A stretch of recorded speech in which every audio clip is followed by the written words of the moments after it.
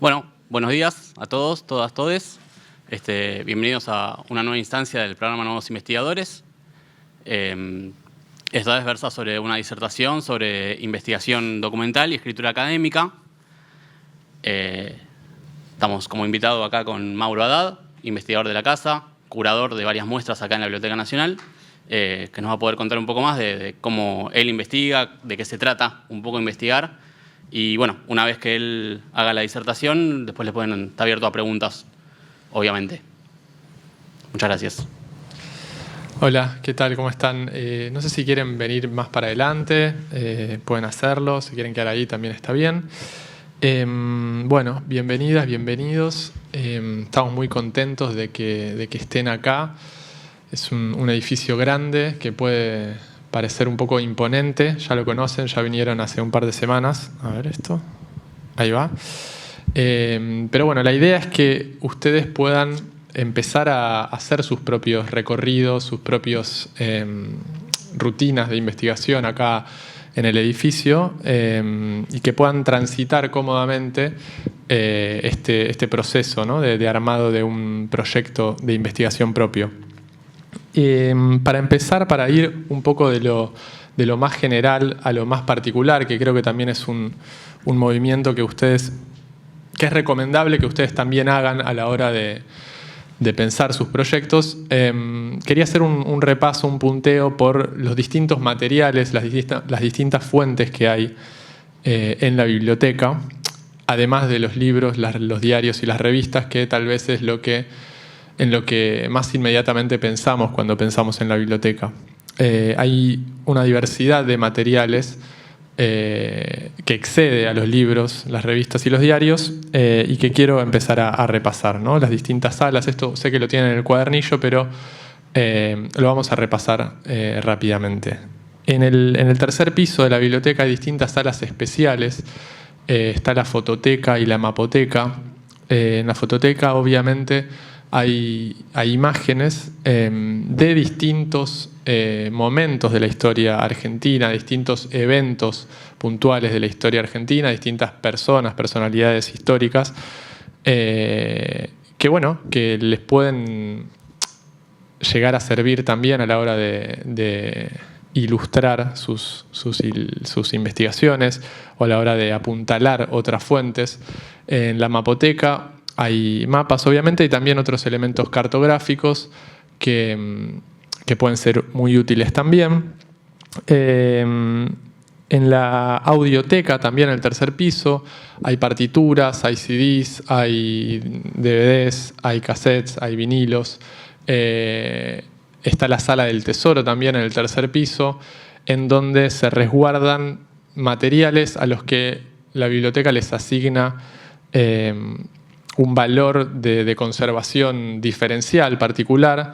Está enfrentado a la sala del tesoro el departamento de archivos, en donde van a encontrar justamente archivos personales de escritores, intelectuales, instituciones, porque en general cuando pensamos tal vez en un escritor, en un intelectual, pensamos en la obra publicada de esa persona, y en el archivo vamos a encontrar, por ejemplo, papeles, documentación personal, cuadernos, contratos, etcétera, que también pueden arrojar luz sobre la obra publicada de, por ejemplo, un escritor.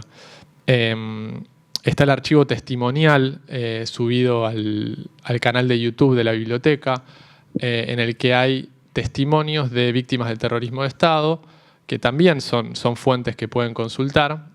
Y en el canal de YouTube de la biblioteca también hay un montón de materiales, entrevistas subidas. Lo que quiero decir es que no hay fuentes más importantes que otras, ¿no? No es que un mapa es menos importante o va a ser menos útil que un libro, ¿no? La idea es que puedan combinar, tienen que usar 3 fuentes, ¿no? 3 fuentes mínimamente, que puede parecer mucho, pero no lo es, porque una vez que elijan un tema y empiecen a delimitar su pregunta-problema, van a ver cómo las distintas fuentes se apuntalan, se pueden combinar y se apoyan mutuamente. Bueno, y obviamente está la hemeroteca. Acá estamos en el primer piso. La hemeroteca debajo sería como el -1. Ustedes entraron por la planta baja, un nivel más abajo está la hemeroteca para consultar diarios, revistas, publicaciones antiguas, y obviamente en el quinto y sexto piso los libros. Hay un centro de historieta y humor gráfico. Entonces este es como un panorama general para ir entrando en cuestión.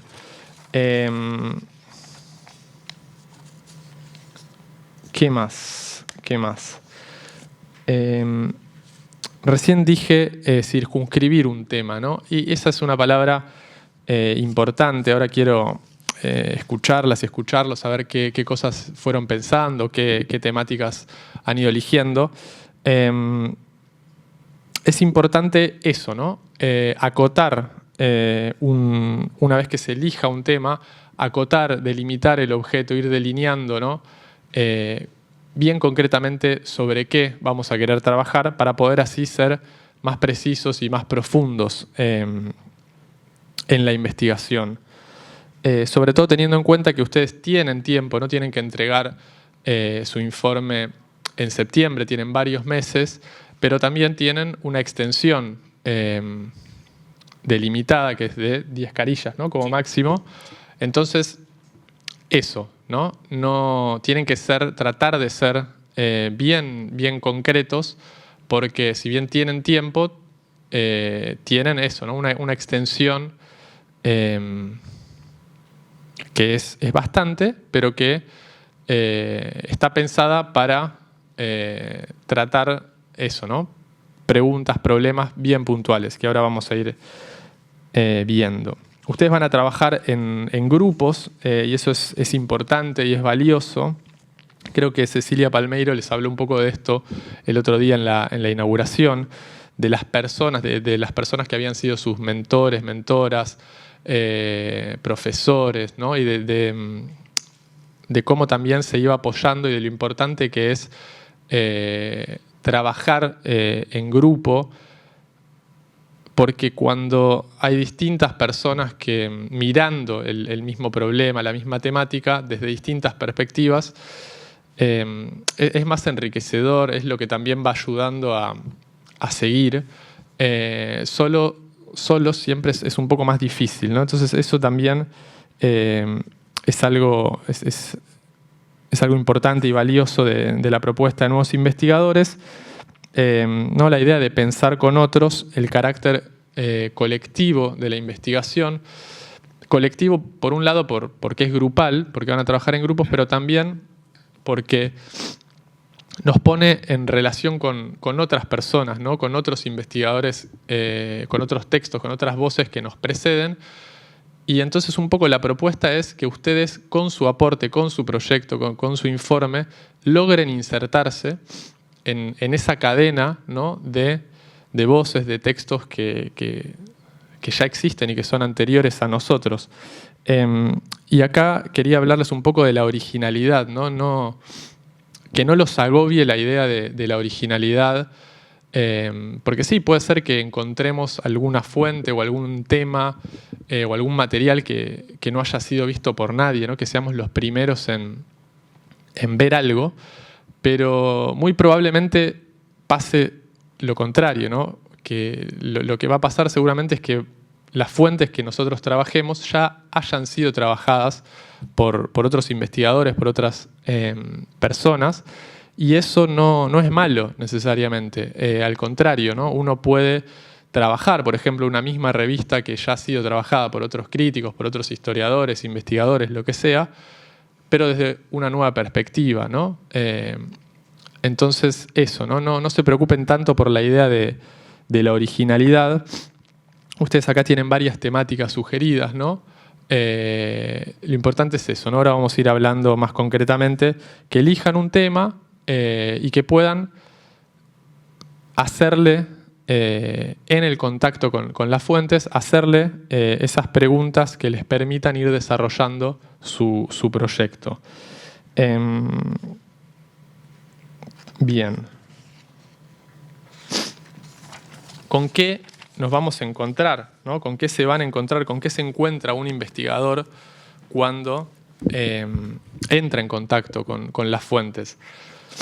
Con lo que se encuentra es justamente con rastros, con huellas que otros dejaron. Y acá no me quiero demorar mucho en la etimología de la palabra, pero bueno, a mí siempre me gustaron las etimologías de las palabras, porque justamente, ¿no? Nos permiten ver esa densidad histórica de la lengua que hablamos. Y en la palabra investigación o en el verbo investigar está el vestigio, ¿no? La huella, los rastros, las marcas, las pistas, ¿por qué no?, que otros dejaron antes que nosotros. Entonces, la invitación es a pensar un poco la investigación como ir hacia esas pistas, ir hacia esas huellas y como algo que tiene mucho de detectivesco, ¿no? Cecilia Palmeiro también les hablaba de que es divertido, del carácter lúdico de la investigación, y eso es así, ¿no? Hay un goce y un placer también en esa tarea un poco detectivesca, bastante detectivesca, que hay en la investigación. Y también es importante, ¿no?, esto, ¿no?, que el sentido final no se encuentra antes de ese ir hacia la fuente. Es en ese ir, en ese movimiento y en ese contacto con los materiales, con los libros, con los diarios, con los mapas, con lo que sea que vayamos a trabajar, que se va construyendo ese sentido, ¿no? No tiene sentido justamente una investigación que de antemano ya tenga todo listo, ¿no? Se va construyendo el sentido, se va armando en ese contacto con... Y va apareciendo también, ¿no? Va apareciendo, tal vez uno tiene alguna idea, alguna intuición, alguna curiosidad, y en el contacto con esos materiales, eso va tomando una forma o dispara para otro lugar, ¿no? Eso, ¿no? Es importante esa idea de búsqueda que hay en la investigación. Cualquier cosa que quieran preguntar, chicos, levanten la mano, interrumpan, por favor, no hay problema. Bien.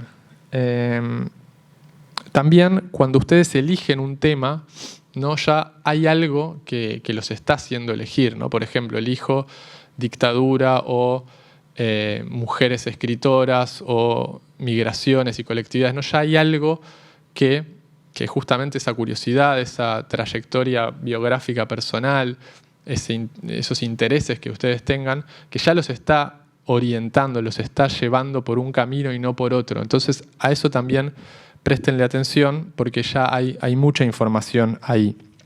Y volviendo a esta idea de los rastros, de las huellas, hay algo que Javier Trimboli, que es un investigador, un profesor de historia que hace unos años dio la conferencia de apertura del programa Nuevos Investigadores, él habló de esta idea de que hay algo latente, hay algo que vive en los materiales y que un poco la tarea, el rol del investigador es justamente devolverles la vida a esos materiales que están ahí, que pueden estar un poco desatendidos tal vez, desatendidos no porque la biblioteca no los conserve como corresponde, al contrario, la biblioteca siempre procura conservar y cuidar los materiales que alberga, pero desatendido en el sentido tal vez etimológico de vuelta de que pueden ser materiales a los que nadie les prestó atención durante mucho tiempo, ¿no? Entonces es la atención del investigador, de la investigadora, la que le devuelve un poco mágicamente esa vida a los materiales. Es como si hubiera algo que vive en los materiales, en los archivos, en los libros, en los diarios, en las fotografías, los mapas, pero es como si estuviera esperando, ¿no? Los están esperando a ustedes, los materiales. Y eso, ¿no? Porque también nos podríamos preguntar, bueno, ¿cuál es el valor que tiene algo que está un poco olvidado o a la espera, ¿no? Y el valor justamente lo recobra cuando podríamos pensar que tiene un valor potencial, que son ustedes o los investigadores los que activan, ¿no? Eso que está ahí latente en los materiales. Y también en las investigaciones lo que hacen es poner de vuelta en circulación nuevos conocimientos, nuevos saberes que se construyen a partir de la visita a esos materiales, ¿no? El valor está en la circulación y está en el contraste con esas otras investigaciones, esos otros textos que otros ya produjeron antes que nosotros. Bien, y para ir ya a cosas más concretas, me gustaría hablarles de algunas investigaciones, de algunas muestras, exposiciones que hicimos acá en la biblioteca. Este es el catálogo, estos son 2 catálogos de 2 muestras que hicimos acá en la biblioteca. Esta es una muestra que se llamó Una ola de sueños, experiencias del surrealismo en Argentina. Y esta, que todavía está ahora en la planta baja, seguramente cuando entraron la vieron, se llama La letra intensa, ejemplares dedicados, en la que lo que hicimos fue justamente exponer ejemplares que tenían dedicatorias manuscritas, ¿no? De escritores. Y traje no para hablar tanto de la historia del surrealismo en Argentina, sino para un poco hablar de cómo fue la génesis de esta otra investigación, el origen, porque haciendo la muestra sobre surrealismo vimos que exhibimos también muchos libros que estaban dedicados, ¿no? Que tenían alguna dedicatoria, sin ser ese el tema central de la muestra, y eso quedó como ahí, como en el fondo o al costado, ¿no? de la conciencia. Y este año, el año pasado, perdón, eso que había quedado ahí como picando, bueno, se convirtió en un relevamiento más profundo y más serio de todos los libros dedicados que hay en la biblioteca. Con esto les quiero decir que el tema que ustedes eligen es transitorio, no deja de ser siempre transitorio, flexible, no es que el tema que ustedes elijan hoy va a ser el tema de sus vidas. Tal vez sí y puedan seguir profundizando en eso, y tal vez no, tal vez les sirve para encontrar otra cosa que después se convierte en otra investigación. Eso, ¿no? La invitación es hacer algo serio, formal, riguroso, pero que puede ser flexible también y que el día de mañana se puede convertir en otra cosa. Y yendo a esta investigación, a este catálogo de libros dedicados en particular, les quería hablar un poco de esta muestra y de las muestras en general que hay en la biblioteca. Estaría bueno, si pueden hoy o otras veces que vengan a la biblioteca, que recorran las muestras. Esta, la de ejemplares dedicados, se puede visitar hasta mañana. Pero después hay una muestra acá afuera, en el primer piso, sobre cine y literatura, una muestra en el tercer piso sobre la escritura en la cárcel, ¿no? Y que cada muestra también viene acompañada de un catálogo que está subido a la página de la biblioteca, que también podrían consultar. ¿Por qué los invitamos a esto también? Porque nosotros, a la hora de hacer las muestras, nos enfrentamos un poco al mismo problema al que se van a enfrentar ustedes, ¿no? Una vez que elegimos la temática, bueno, tenemos que hacer un recorte, ¿no? Porque es imposible exhibir, por ejemplo, en el caso de los libros dedicados que hay en la biblioteca, que son más de 10.000, es imposible exhibirlos todos, ¿no? Entonces hay que hacer un recorte. Hay que establecer criterios para ese recorte, que es lo que un poco van a tener que hacer ustedes, ¿no? Van a elegir un tema y después, a partir de esas preguntas-problema, van a ir circunscribiendo, delimitando cada vez más su objeto para poder desarrollar la investigación. Bien, y eso, ¿no? Un poco también para hablar en este caso, en la muestra, como les decía, hay casi 10.000 libros dedicados con dedicatorias manuscritas en la biblioteca. Nosotros exhibimos 80, más o menos, en la muestra. Y quería hablar un poco de esto, ¿no? De la dedicatoria en general pareciera como un elemento aislado, poco importante, que podría tener interés como curiosidad, que que no es como un elemento paratextual, ¿no? No es el texto mismo, sino algo que pareciera estar en los márgenes, pero sin embargo, que esto también se los decía Cecilia Palmeiro el otro día, no hay temas más importantes que otros. No hay ningún tema que sea banal, ¿no? Lo que importa es la imaginación, ¿no? El salto imaginativo que el investigador da a la hora de abordar esas fuentes, ¿no? Y bueno, ¿no? Lo que hicimos es un poco, bueno, esas dedicatorias, ¿no? Esos elementos aislados. Por ejemplo, ¿qué pasa cuando los integramos en una serie? ¿Qué pasa cuando los ponemos en relación con otras dedicatorias? ¿Qué pasa cuando le prestamos atención a eso que pareciera poco importante, ¿no? Eso, no hay temas que sean poco importantes. Por ejemplo, les pongo un ejemplo de un libro que está exhibido, que es una traducción del Martín Fierro al guaraní, que tiene una dedicatoria manuscrita del traductor a Perón, ¿no? Se lo dedica a Perón. Entonces, que es una dedicatoria bastante larga que nos podría servir, por ejemplo, para pensar, bueno, en la que le dice, creo que le dice gaucho al presidente, ¿no? Elogiosamente se lo dice. Entonces podríamos, en esa dedicatoria hay muchísima información que nos podría permitir, por ejemplo, pensar cuáles fueron las interpretaciones que hizo el peronismo sobre el Martín Fierro, cómo se interpretó ese libro en distintos momentos de la historia, ¿no?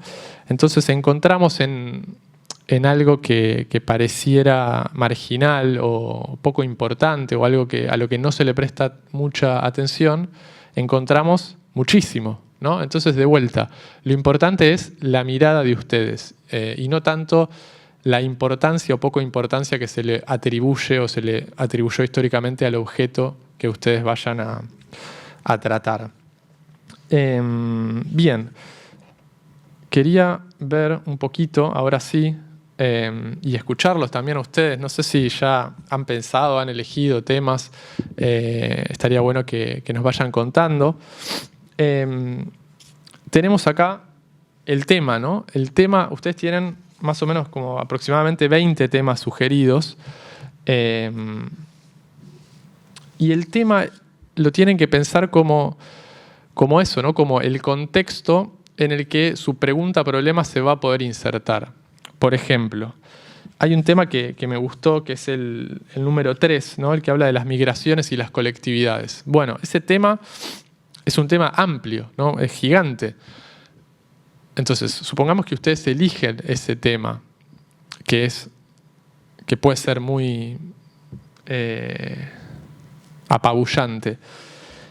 La idea es que, por ejemplo, ¿no? En la biblioteca hay distintos diarios y publicaciones periódicas que las colectividades migrantes que llegaron a finales del siglo XIX, principios del siglo XX, publicaron en Argentina, ¿no? Diarios, revistas, publicaciones periódicas de la colectividad polaca, sirio-lebanesa, judía, española, italiana, etc. Entonces, podrían agarrar alguna de esas colectividades, por ejemplo, o un par, y hacerle preguntas, ¿no? A esas fuentes. ¿Qué preguntas, por ejemplo, se le podrían hacer? Bueno, por ejemplo, ¿no? ¿Cómo esas colectividades se pensaron, se representaban a sí mismas en esas publicaciones?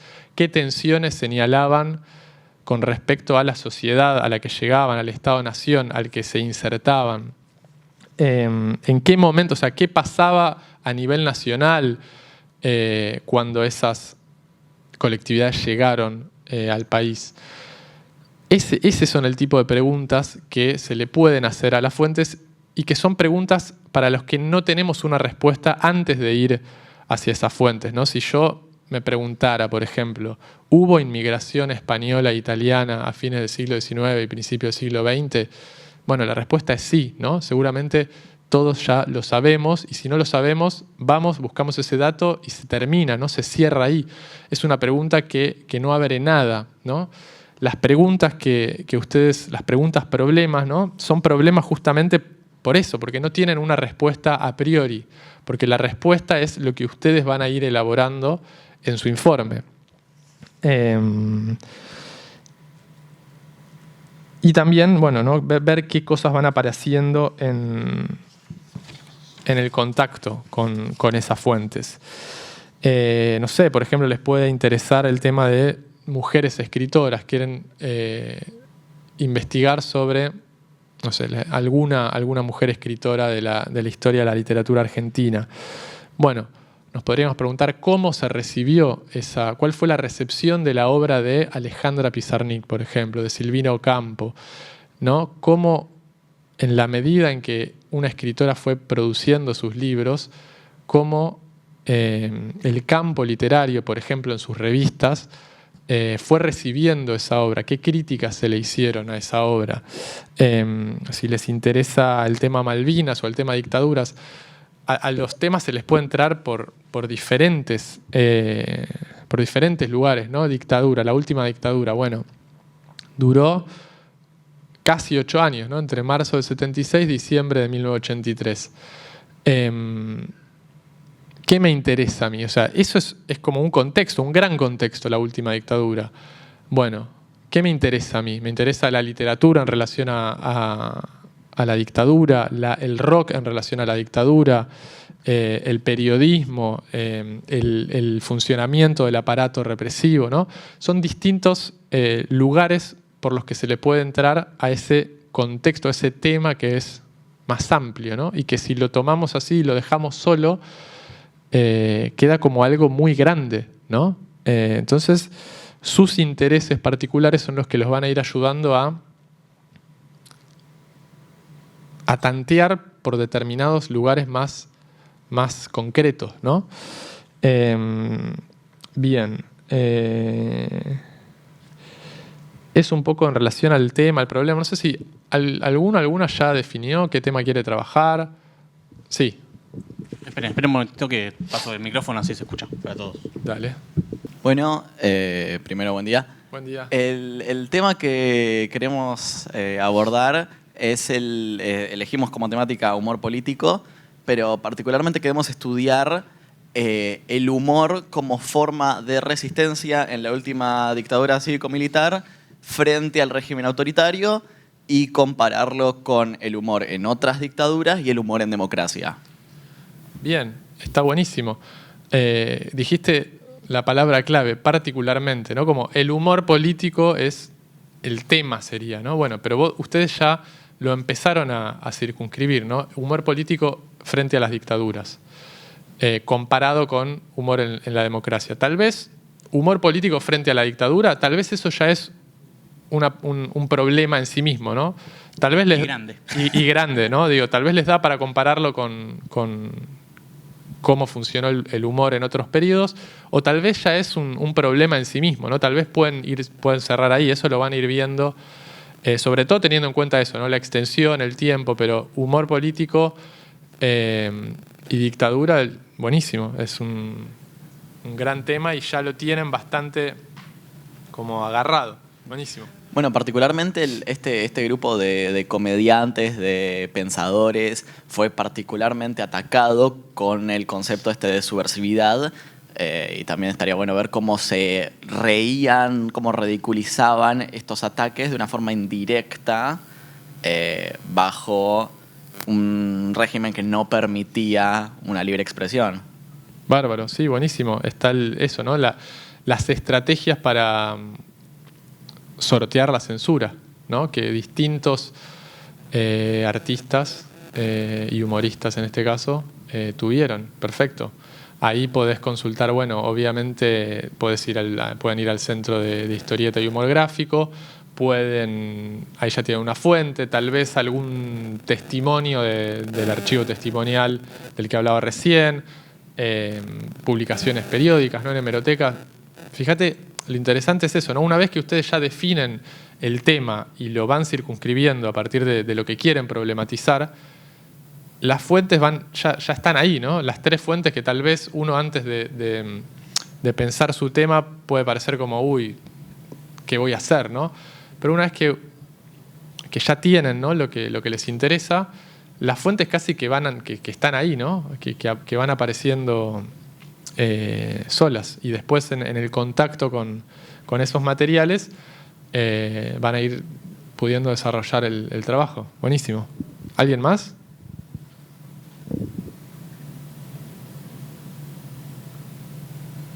Sin vergüenza, ¿eh? Pásense el micrófono y lo vemos. Un detallito más que se me ocurría, la fuente que sugerimos para el abordaje de humor político es la revista Humor, eso está en el Centro de Historietas, como bien decía Mauro, pero obviamente estaría interesante que piensen en un abanico de fuentes, sobre todo por esto que vos decías de los comediantes, ¿no? Me parece que estás pensando en diferentes formatos de humor, ya sea actuación, teatro, entonces, bueno, obviamente el poder de la censura y el poder del ingenio personal de esos artistas es diferente. Entonces, bueno. ¿Alguien más que quiera compartir? Es el momento. Ahí va. Sí. Dale. ¿Para que te pasen el micrófono? Bueno, hola. Hola. Buenos días. Básicamente yo estaba pensando en la desigualdad que tiene América Latina.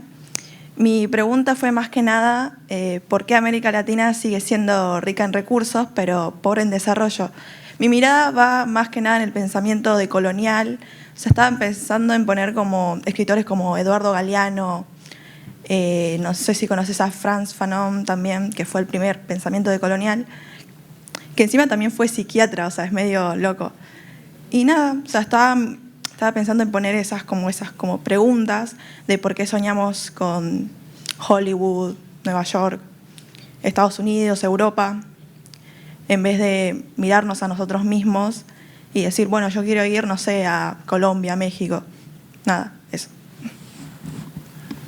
Ahí hay 5 tesis de doctorado más o menos, Sí. así que está buenísimo el bagaje que tenés sobre el pensamiento decolonial, tenés manejo de ciertos autores, eso te va a abrir un puntapié, digamos, capaz que ya tenés lecturas hechas de Galeano, Fanon o otros autores.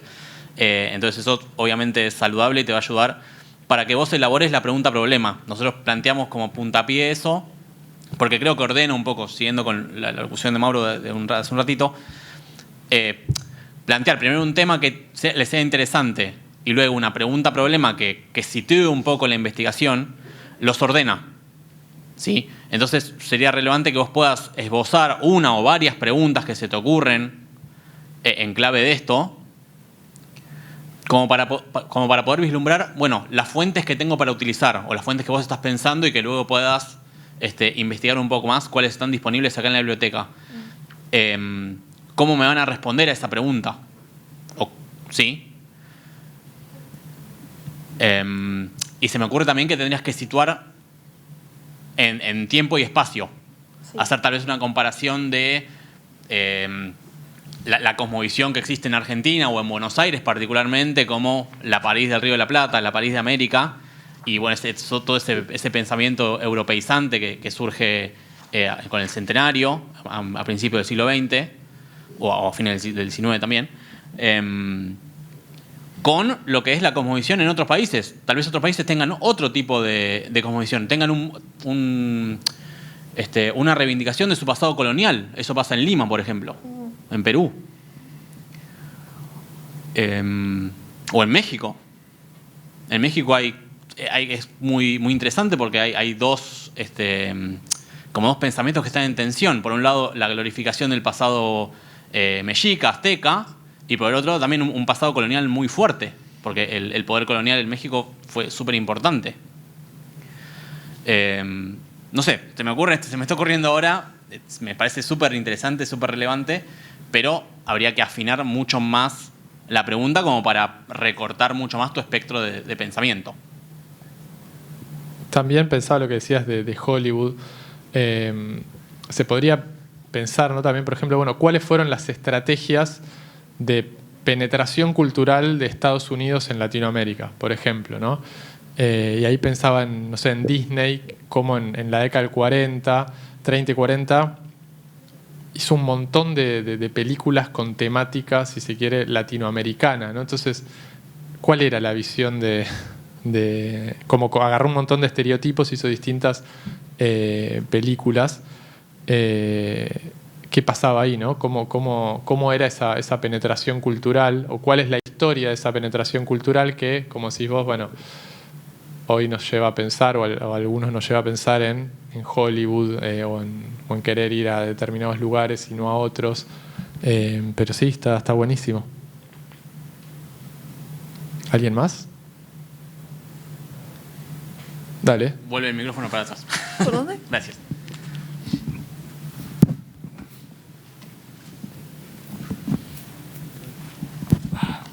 Hola, sí. Bueno, nosotros pensamos sobre la economía argentina y más específicamente las expropiaciones, por ejemplo, de YPF, aerolíneas, eso. Y las consecuencias que tuvo hasta el día de hoy. Eso. Bien, está bueno. No somos economistas, pero lo importante es eso, ¿no? Ese es un tema, ¿no? Por ejemplo, expropiación de YPF, ¿no? Ahí tenés un tema. Ahora, la pregunta es, bueno, ¿por dónde le van a entrar a ese tema? Entonces, por ejemplo, no sé si me ocurre ver, bueno, cómo reflejaron los medios de difusión masiva, ¿no? Los diarios, por ejemplo, el momento ese, en el 2012 creo que fue, ¿no? En el que se expropió YPF, o en el que se recuperó, ¿no? Vamos a ver eso, por ejemplo, ¿no? Algunos van a hablar seguramente de recuperación de YPF, otros van a hablar de expropiación. Vas a ir encontrando distintas interpretaciones sobre un mismo hecho, ¿no? Y eso es lo que tal vez sea problemático, ¿no? Lo que puedan consultar. Después también, no sé, pensando en la historia de YPF, pienso que los mapas pueden llegar a ser útiles. Absolutamente. Sí, hay un valor intrínseco con los casos que ponen, que son empresas estatales, ¿sí? Tanto YPF como aerolíneas. Entonces tienen una característica particular que son monopolios o que debieran ser monopolios. Entonces, bueno, la importancia o no, o lo deficitario que pueden ser para el manejo del Estado. Eso sería como un problema a analizar en el largo plazo. O sea, cómo surgen esas empresas, con qué pensamiento, con qué objetivos se planea su creación y cómo eso deviene a lo largo del tiempo en ataques justamente por parte de los medios o por parte de ciertas ideologías hacia sus trabajadores, hacia su gestión, hacia su manera de trabajo, su productividad, su eficiencia. Y también es una pregunta clave, la pregunta madre, como se dice en el cuadernillo, el por qué. ¿Por qué la nacionalización en ese momento? ¿Por qué no antes? ¿Por qué no después? ¿Qué había pasado en el país? ¿Qué pasó? Muy interesante con YPF, todo lo que pasó en los 90. Toda la lucha de los trabajadores cuando YPF se estaba privatizando. ¿Cuál fue la reacción de los trabajadores? ¿Cómo defendieron sus puestos de trabajo? Si les fue bien, si les fue mal.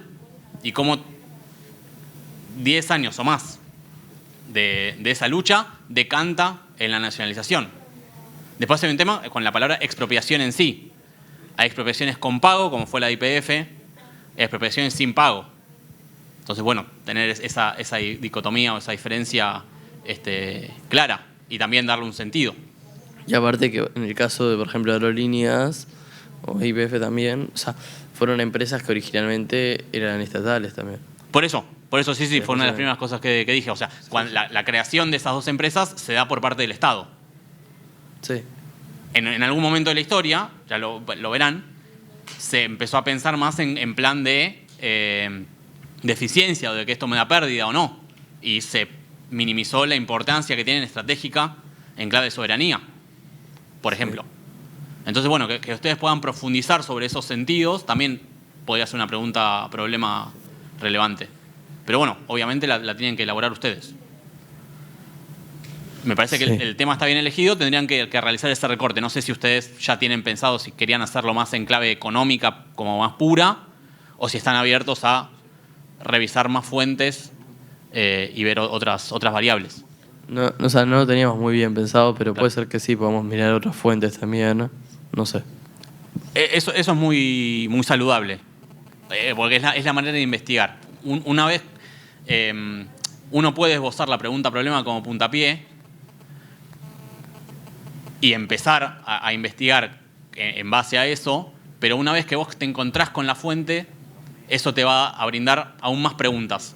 Entonces pueden surgir otras nuevas preguntas, problema que ya encuentres en la fuente y que te dé una sensación más de seguridad. Oh, ok, encontré un nuevo problema y esto yo estoy seguro que está en esta fuente. Vamos a analizar por acá. Sí. Gracias. De nada. ¿Alguien más? Dale. Baja el micrófono.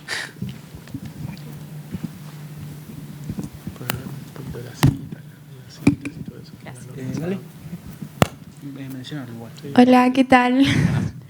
Nosotros elegimos el humor político y tenemos como unas preguntas básicas, que es cómo influyó socialmente, si se usaba como una especie de manifestación y, bueno, otras más. Está bien, está buenísimo. ¿Pensando en algún tiempo en particular? Eso. Todavía no, por ahora todavía no, pero no sé. Esa es una variable bastante clave para pensarlo. ¿Por qué? Porque no es lo mismo pensarlo como manifestación social o como manifestación de un grupo de artistas, de historietistas, o, bueno, no sé, la fuente que están pensando utilizar. Y no es lo mismo, como hablábamos con otro compañero, no es lo mismo la época de la dictadura, una época súper represiva, donde había censura, que hacerlo en democracia.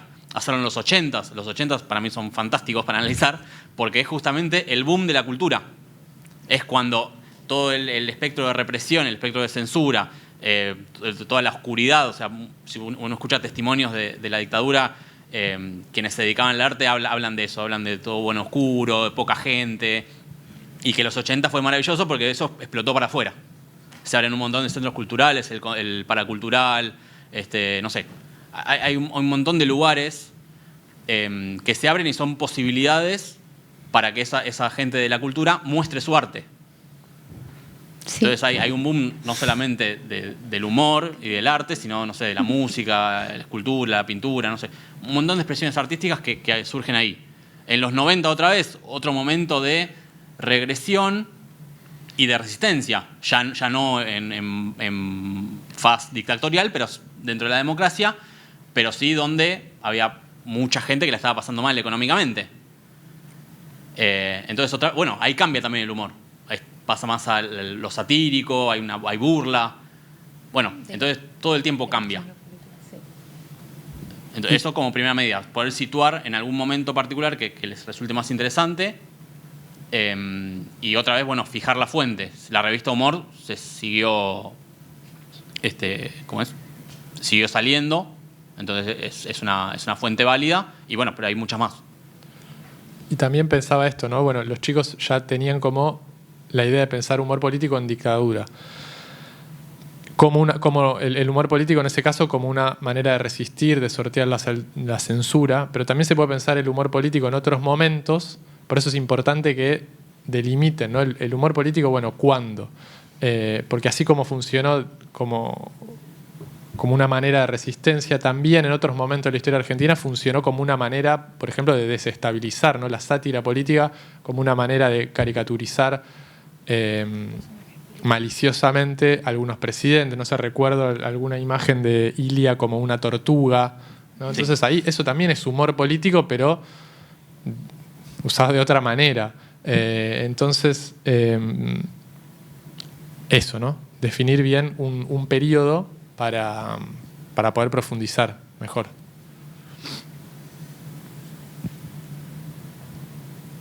¿Alguien más? Dale. Vuelve para arriba. Gracias.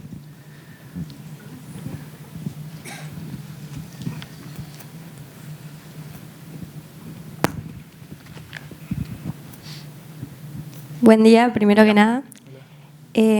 Nosotros queríamos hablar, nosotras venimos de una escuela técnica, fuimos parte del centro de estudiantes y trabajamos con nuestro auxiliar, que es excombatientes de Malvinas.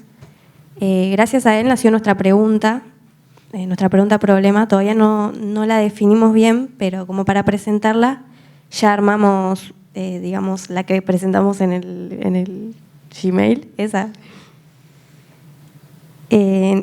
Nosotros pensábamos cómo formular bien la pregunta y supongamos poner ejemplos. A ver, nuestro trabajo lo buscamos que sea desde Moreno. Nosotros somos de Moreno. Que sea solo en nuestra zona. Pero tal vez tomar ejemplo de cómo trataron a los excombatientes cuando regresaron en nuestros municipios y tal vez de algún municipio vecino como Merlo, digamos. No sé si serviría mucho más en la investigación. Claro, pongo en contexto porque Mauro no está enterado. Ellos mandaron un mail y les interesaba como la reconstrucción de la memoria con un potencial futuro de, bueno, qué hacen los excombatientes de Moreno, que es su lugar de origen, para que una vez que ellos desaparezcan físicamente, la memoria de Malvinas siga su curso, ¿no? Lo cual es súper relevante, pero está pensada como en un potencial.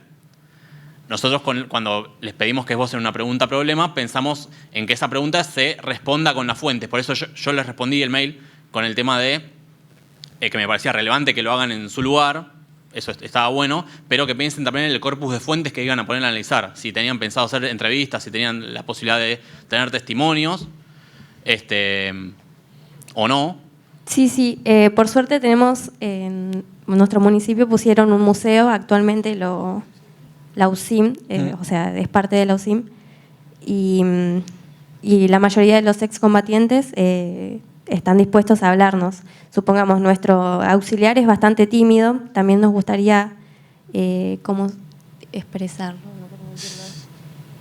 Como por qué, digamos, hace 2 años nos enteramos que recién se animó a dar charlas en nuestro colegio, y el por qué, ¿no? O sea, ya sabemos que es un tema muy difícil para ellos, pero no solo desde lo que pasaron, sino de cómo los tratamos cuando llegaron, como argentinos, ¿entendés? Ahí tenés tu pregunta-problema. Ah. Es que ahí está la clave.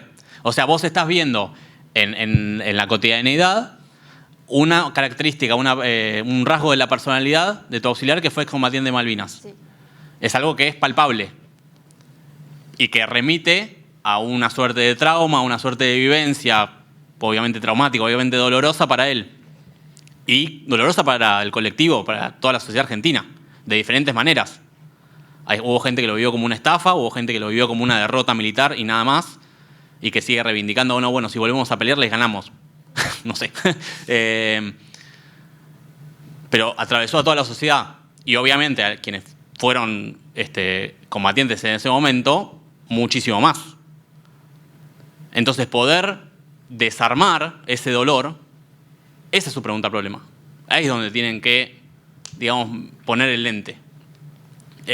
¿Por qué ahora esa timidez o por qué ahora se anima a hablar?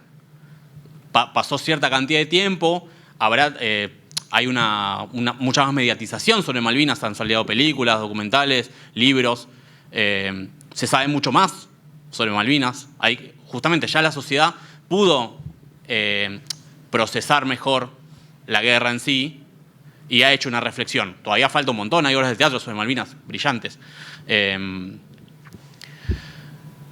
Entonces, bueno, poder recabar todo ese material, o el que puedan, el que quieran, y poder investigar justamente, bueno, sobre eso, sobre las heridas de la guerra, posguerra, que ya tiene que ver con una parte cuasi psicológica, ¿no? O sea, hubo miedo, hay vergüenza, hay dolor, seguramente.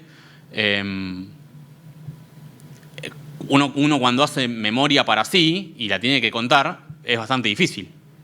Y bueno, mucho más en una circunstancia como tal. Entonces, insisto, que puedan investigar sobre eso me parece buenísimo. Pero tendrían que darle esta vueltita de rosca a la pregunta, como para que tengan más en claro de dónde parten y, otra vez, qué fuentes van a analizar. Si pueden hacer entrevistas o testimonios, genial, pero acuérdense que una de las reglas del programa es que usen 3 fuentes de la biblioteca. Sí. Hay un catálogo de Malvinas. Eso quería decir, sí. No, que en el 2022, a 40 años de la guerra, otros compañeros hicieron una muestra que está acompañada de su catálogo. La muestra se llamó justamente Contar Malvinas. Creo que tiene que ver con lo que ustedes están pensando y, bueno, un poco recopilaba todos los discursos históricos que se produjeron alrededor de no solo durante la guerra, sino alrededor de las islas. Y también pensaba en la literatura, por ejemplo, o el cine en relación a la guerra de Malvinas. Hay muchas novelas, no sé, la primera creo que fue Los Pichiciegos de Fogwill, que fue una novela que se escribió, que el autor escribió durante el conflicto, pero hay muchas más que también están relevadas en ese catálogo y que les pueden servir como fuente justamente. Y también pensaba, bueno, en eso del regreso de los excombatientes o de los combatientes después de la guerra. Eso tal vez se puede, pensando en qué fuentes les puede llegar a servir, además de libros, ¿no?, de la literatura. Eso tal vez también se pueda rastrear en publicaciones periódicas de vuelta. Tal vez, no sé, haya algún periódico, no sé si de Moreno puntualmente, pero periódicos más locales, más allá de los periódicos de tirada masiva, ¿no? Y se podría ir a consultar los diarios, las revistas, bueno, posteriores a el fin de la guerra, ¿no? ¿Qué se decía ahí, ¿no? Cómo se narraba esa guerra que había terminado. ¿Se les daba voz a esos excombatientes o no se les daba voz, ¿no? Digo, esas son fuentes, por ejemplo, que podrían consultar, se me ocurre. Seguro. O algo para todos que me olvidé cuando estaba hablando Mauro. Los catálogos que hicieron acá los chicos de investigaciones están todos subidos a la web de la biblioteca. Están todos digitalizados en PDF. Así que, bueno, eso es de libre consulta y obviamente sirve como fuente. ¿Alguien más que quiera compartir? Tema, pregunta, problema o dudas que tengan en general.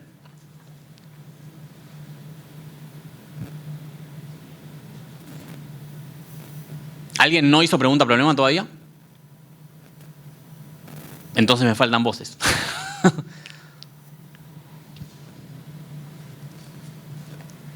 Ahí no sé si hay una mano o es... ¿Sí o no? No, ok. Bueno, podemos seguir un poco más si quieren y si aparecen más preguntas o si quieren compartir, lo podemos hacer más adelante también. Quería hablar un poco del aspecto formal, que seguramente después lo van a ir trabajando con los compañeros en los sucesivos talleres. Eso, ¿no? Es lo que ustedes tienen que producir es un informe, ¿no? Se hablaba en el cuadernillo de, por un lado, bueno, los destinatarios, la finalidad de esto del texto que ustedes van a escribir, pero también del género textual, ¿no?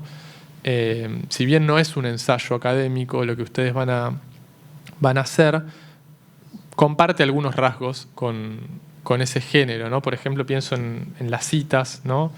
Es importante que ustedes, a la hora de, volviendo un poco a lo que decíamos antes, ¿no?, de ponernos en relación con lo que otros ya hicieron antes que nosotros, ustedes van a leer un montón de cosas, van a consultar mapas, fotos, libros, revistas, lo que sea, y eso es importante que quede consignado en su trabajo, ¿no? Van a ver, bueno, después van a ver la manera de citar, pero es importante que se cite porque eso es un poco, digamos, resalta este carácter histórico de la investigación y colectivo del que estábamos hablando. Y por otro lado, bueno, van a tener creo que están acá al final, la normativa, ¿no? Tienen que hacer también un listado de esa bibliografía que ustedes consultaron a la hora de investigar. Y eso, bueno, se hace, hay distintas normas para hacer eso. La que elegimos nosotros son estas, ¿no? Las normas APA, que tal vez ya las conozcan, y si no, bueno, ya se irán familiarizando con ellas, pero eso es importante, ¿no? Esto también hace al aspecto, al aspecto formal, serio, ¿no? y riguroso del trabajo que ustedes van a hacer. Sí. Al final va a ser todo, o sea, todo el tema va a ser obtenido va a ser parte del libro, o sea, de libros distintos. Entonces, no es como que vamos a citar todo, aparte es un análisis, pero capaz que alguna cita puntual, el resto no lo tendríamos que citar, ¿no? No. Por ejemplo, si vos agarrás un libro, ¿no? Tal vez ya lo tienen pensado. Bueno, ese libro después lo consignan al final en la bibliografía, ¿no? acá tienen, ¿no? Por ejemplo, libros, apellido, autor, iniciales, bueno, lo ponen y después seguramente en el texto tal vez lo citen textualmente y eso se hace de una manera particular, ¿no? Si la cita tiene más de una determinada extensión, se hace de una manera, si no se entrecomilla, bueno, eso lo van a ir trabajando, pero no, ustedes citan lo que efectivamente usan y después al final en la bibliografía está la referencia, ¿no? De eso que está citado, bueno, está sacado de tal libro y eso se pone al final en la lista de bibliografía. Pero no tienen que citar lo que usan.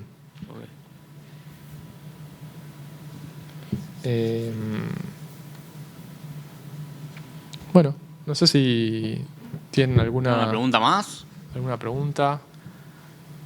Insisto, si alguien no hizo la pregunta problema, háganla, nos pueden consultar por mail. Podemos despejar la pregunta acá, o sea, no somos tantos, hay confianza y supongo que, como decía Mauro recién, trabajar en grupo o con otra gente sirve mucho. ¿Por qué? Porque despejan consultas que puede tener otras personas y pueden obtener opiniones también de otras personas, diferentes visiones sobre el mismo problema. Y así se investiga. Ya van a ver, cuando ustedes se encuentren con fuentes secundarias, se van a encontrar con libros, con investigaciones, artículos que ya hicieron otros investigadores u otras investigadoras. Y así se construye conocimiento. Y que surjan nuevas preguntas a partir de esas investigaciones que ya se realizaron. ¿Por qué? Porque ustedes pueden tener otra perspectiva. O pueden tener la misma perspectiva y encontrar otra arista más de una pregunta para hacer. Otra arista más de conocimiento, del saber. Así se construye la ciencia. Entonces siempre es colaborativo el trabajo. Entonces sería muy interesante que puedan compartir. Si tienen dudas, cualquier propuesta de preguntas es válida.